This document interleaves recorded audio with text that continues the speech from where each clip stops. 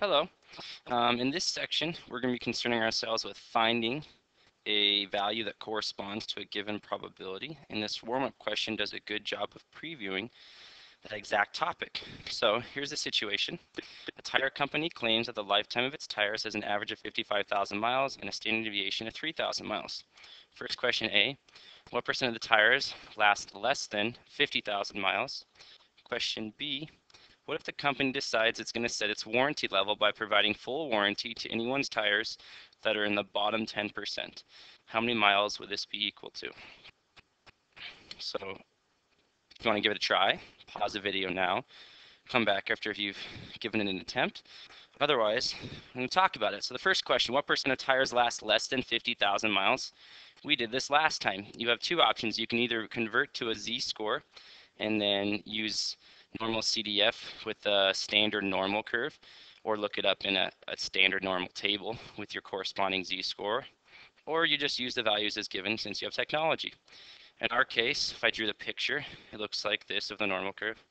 55 is right in the middle. We want to know what percent lasts less than 50.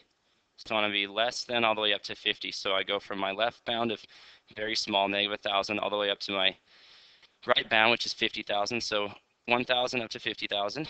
My mean, 55, and my standard deviation is 3,000. I run a calculator, find about 5%. 4.8% are going to last less than 50,000 miles.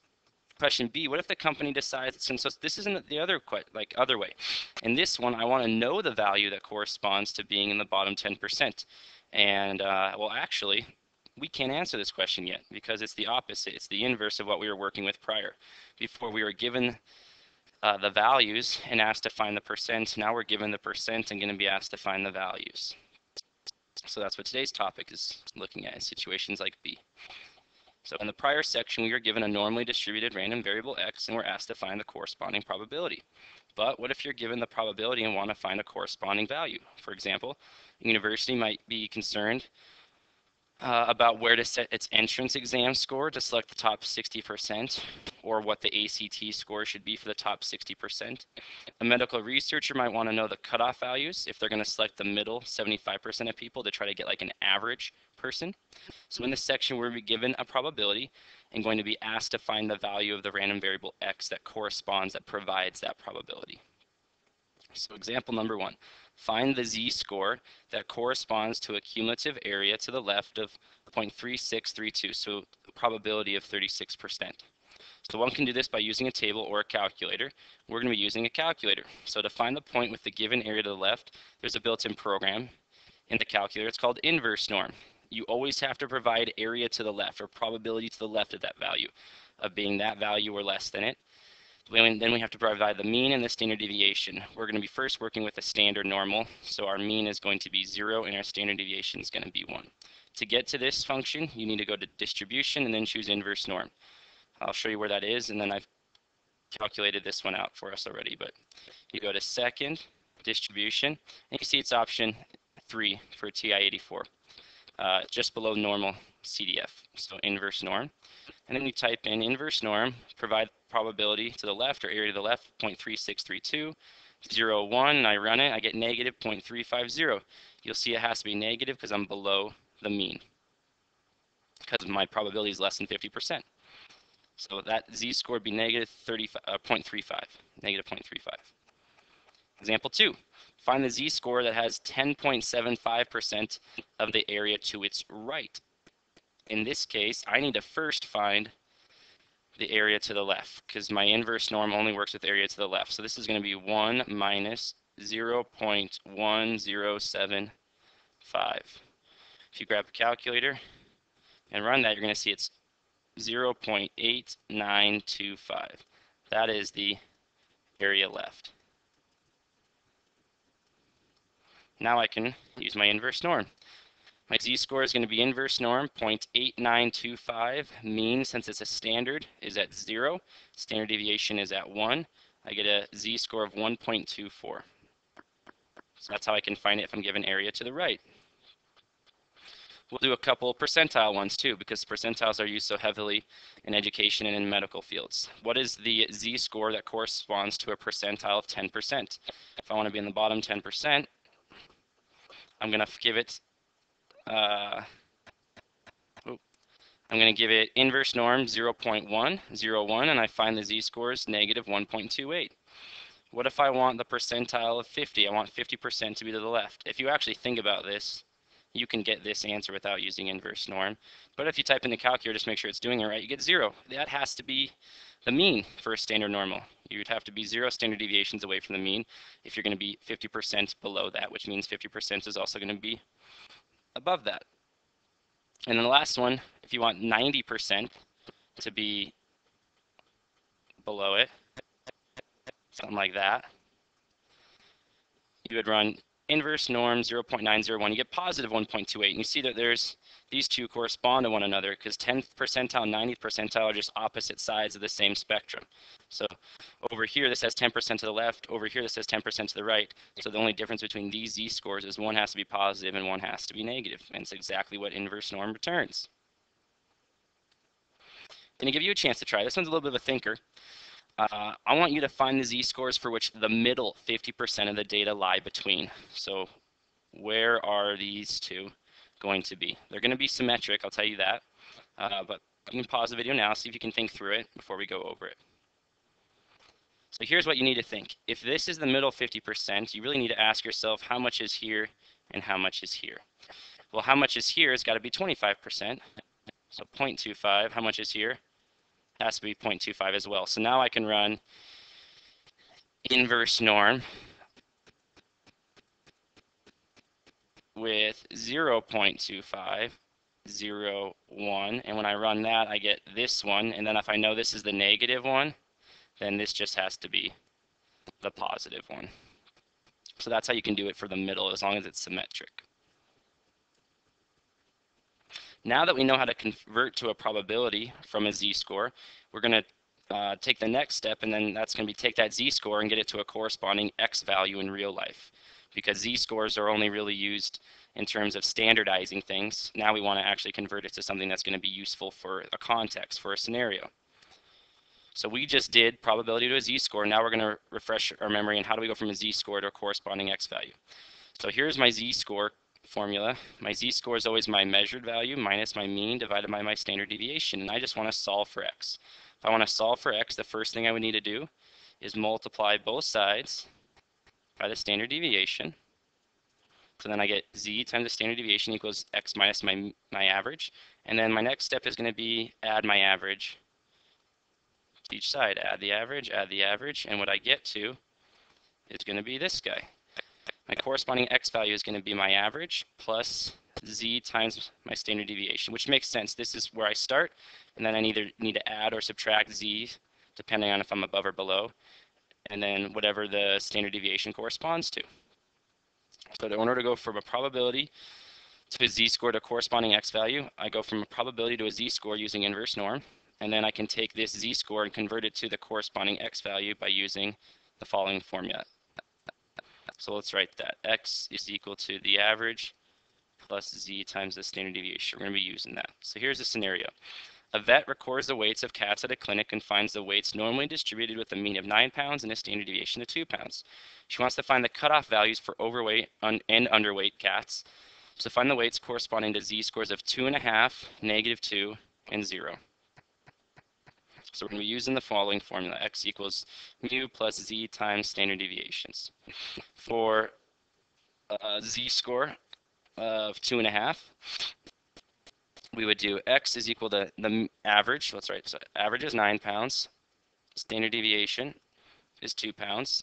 So in this case, if you have a z-score of 2.5 pounds, that'd be 9 plus 2.5 times 2. 2.5 times 2 is 5. 9 plus 5 is 14 pounds. So any cat that's going to weigh more than 14 pounds, the vet's going to consider to be overweight because they're more than 2.5 standard deviations above the average. -2, again, start at 9. Only difference is z is going to be negative, so this will be a subtraction. -2 times 2 is -4. 9 minus 4 is 5 pounds. So the vet's going to say any cat that weighs less than 5 pounds is going to be considered underweight because they're more than 2 standard deviations below the mean. And the last one is what if I have a z-score of 0? If I have a z-score of 0, I'm going to end up with 0 times this shouldn't be 1.96, there should be 2. But still, it's 0 times 2, that'll be 9 pounds, which makes sense because they'd be average. If your z-score is 0, you'd still be weighing 9 pounds. Oh no, that's correct. Sorry.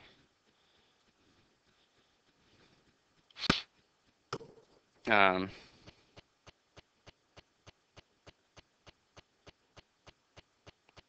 should be 0 and there should be 2. But 0 times 2 is still 0. We're still good.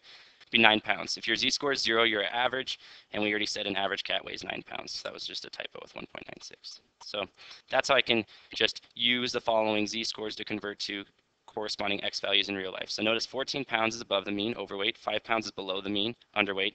9 pounds is equal to the mean. We're going to go through the whole process now. So taking a probability, getting it to a z-score, and then taking that z-score and calculating the x value. So x is equal to the average plus standard deviations times the z-score. So here we go.